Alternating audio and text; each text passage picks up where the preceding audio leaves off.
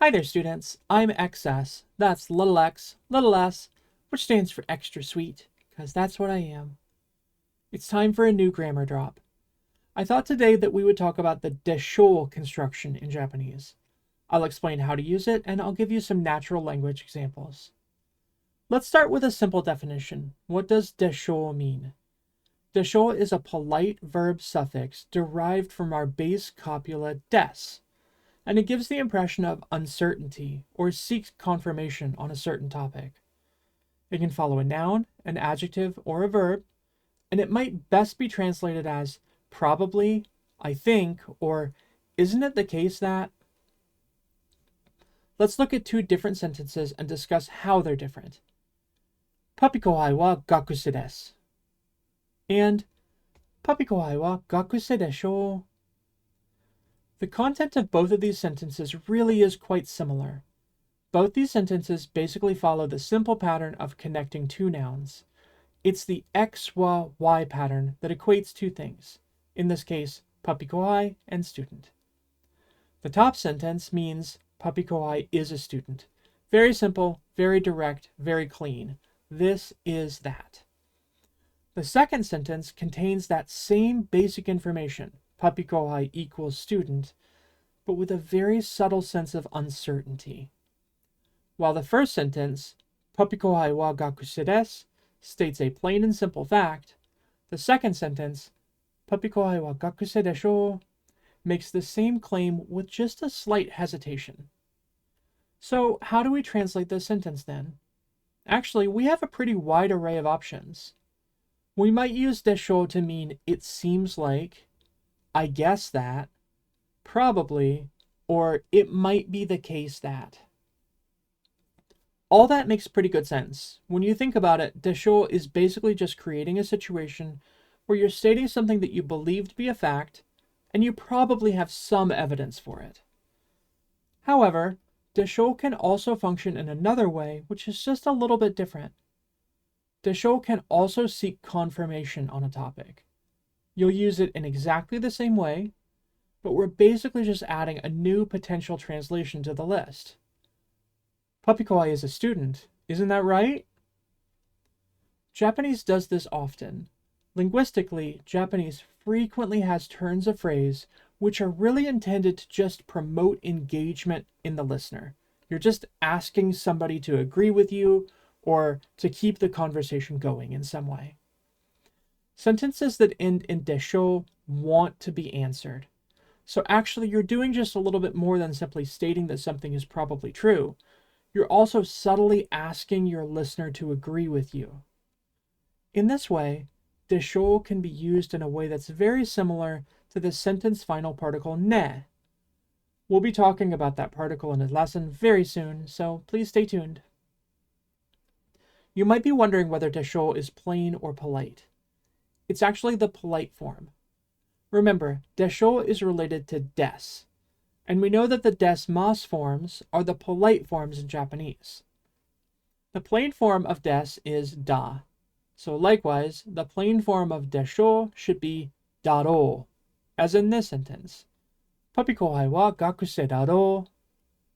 Now, additionally, as I stated earlier, deshou can also be used following adjectives, as in the case of this sentence. Puppy-kohai wa kawaii deshou, which means something like, puppy-kohai is cute, right? What if you wanted to make the negative of that sentence, though? I mean, you'd have to be a monster not to think that puppy-kohai was cute. Just look at the little guy. But if you wanted to form the negative, you can do it like this. Puppy-kohai wa kawaii kunai deshou. If negative conjugations for e adjectives are new for you, don't worry too much about how we got to kawaii kunai. The important thing is simply that we've created a negative conjugation of the adjective and then added deshou to the end. The lesson here is that deshou does not carry the negative inflection for that adjective. Okay, so what about na adjectives? Since we know that there are two classes of adjective in Japanese, e adjectives and na adjectives, what would our sentence look like if we wanted to use deshou with a na adjective? Let's take kirei, which is an adjective meaning pretty or clean. Puppy kohai wa kirei deshou. Simple so far. We're just taking kirei and placing it before deshou in our sentence, giving us puppy kohai wa kirei deshou. It seems like puppy kohai is pretty. And then if we wanted to take that same sentence and we wanted to make the negative out of it, then we get puppy kohai wa kirei de wa nai deshou. More or less the same.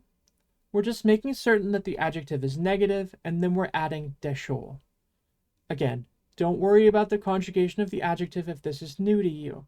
The important point that I'm attempting to drive home about deshou is that it does not take the negative form. So you need to apply the negative before you tack on deshou. And also, this same construction can be applied as a verbal suffix, like in cases such as this. Puppy kohai wa kuru deshou, which can mean something like, puppy kohai is probably coming.